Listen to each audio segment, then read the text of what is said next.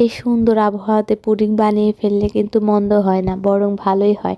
পরিবারের মধ্যে হঠাৎ করে কোনো রেসিপি তৈরি করে একসঙ্গে ভাগাভাগি করে খেলে কিন্তু আনন্দটা দ্বিগুণ বেড়ে যায়।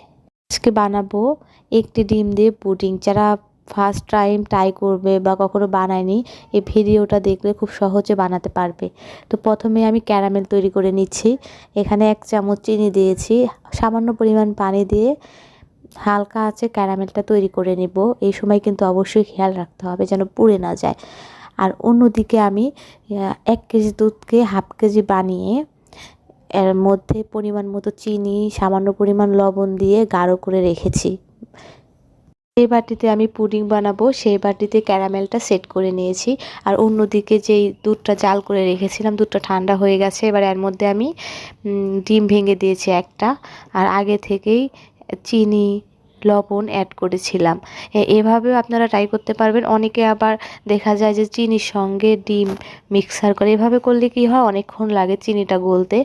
আর গরম গরম দুধের মধ্যে দিলে কি হয়, খুব দ্রুত চিনিটা গলে যায়। এবার আমি 3 থেকে 4 ফোঁটা ভ্যানিলা এসেন্স দিয়ে দিলাম। ভালোভাবে মেশাতে হবে। আর এই কাজটা কিন্তু হ্যান্ড বিটার দিয়ে করলে সুবিধা হয়।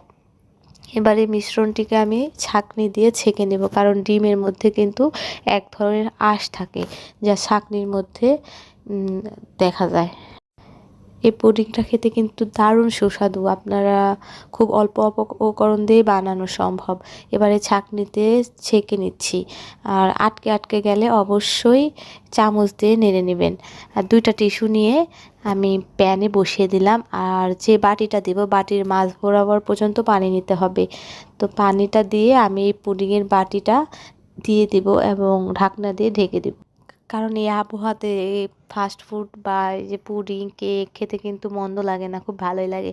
তো আমি বাটিটা বসিয়ে দিলাম। এবার ঢাকনাটা দিয়ে আমি এই ফুটোটা বন্ধ করে দিব একটা টিস্যু দিয়ে। আমি টিস্যুটাতে করে রেখেছি, যে কসটেপ দিয়ে আঠা দিয়ে রাখছি, কারণ এসব জাতীয় জিনিস বানালে কিন্তু খুব প্রয়োজন হয়।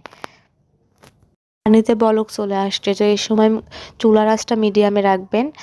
আর সর্বোচ্চ টাইম লাগছিল 30 থেকে 35 মিনিটের মতো। তো আমি টুথপিক দিয়ে 30 মিনিট পরে ট্রাই করছি যে এটা কি হলো নাকি। তো দেখলাম যে না, কোনো আঠালো ভাব নাই, হয়ে গেছে। আর আমি নর্মাল ফ্রিজে প্রায় 1 ঘন্টার মতো রেখেছিলাম ভালোভাবে সেট হওয়ার জন্য পুডিংটা। তো আমি বের করে নিয়েছি, যে আপনারা দেখতেই পাচ্ছেন অবশ্য কালারটা দেখে কত সুন্দর বা দারুণ হয়েছে। যে কোনো জিনিস পরিবারের সাথে ভাগাভাগি করে খেলে কিন্তু সেই খাবারের স্বাদটা দ্বিগুণ বেড়ে যায়।